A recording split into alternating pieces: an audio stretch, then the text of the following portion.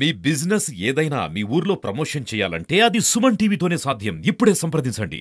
రాజన్న సిరిసిల్ల జిల్లా చెందుర్తి మండల కేంద్రానికి చెందిన లింగంపల్లి హరీష్ అనే యువ రైతు జ్వరంతో బాధపడుతూ ఈ రోజు మృతి చెందాడు.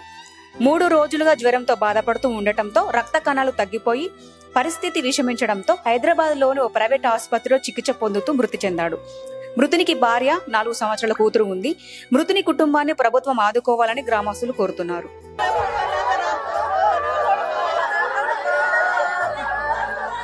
చెందుర్తి మండల కేంద్రానికి చెందిన లింగంపల్లి హరీష్. నిజంగా హరీష్ అందరికీ కలుపుగోలుగా ఉండి, హరీష్ లేడు అనే తెలియగానే అది నమ్మశక్యం కాకుండా మాకు పొద్దున తెలిసింది.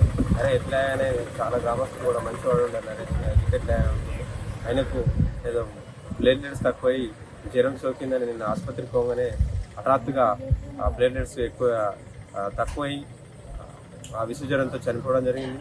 నిజంగా హరీష్కు భార్య, చిన్న పాప ఉంది. వృద్ధాప్యానికి చెందిన వృద్ధులైన తల్లిదండ్రులు ఉన్నారు. ప్రభుత్వం వాళ్ళను ఆదుకొని హరీష్కు ఏదైనా ఆర్థికంగా సాయం చేసి ప్రభుత్వం అండగా ఉండాలని ప్రభుత్వాన్ని మేము మా చెందుతున్న గ్రామస్తుల తరఫున, ఉన్న బాంధవుల తరఫున, అందరి తరఫున కోరుతున్నాం.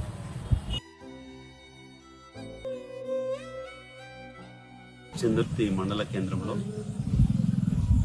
లింగంపల్లి హరీష్ అనే యువ రైతు విషజ్వరంతో ప్లేట్లెట్స్ తక్కువై ఆసుపత్రిలో చనిపోవడం జరిగింది. నిన్న రాత్రి అనగా 10-11 గంటల ప్రాంతంలో చనిపోవడం జరిగింది. ఈరోజు ఇక్కడికి తీసుకురావడం జరిగింది.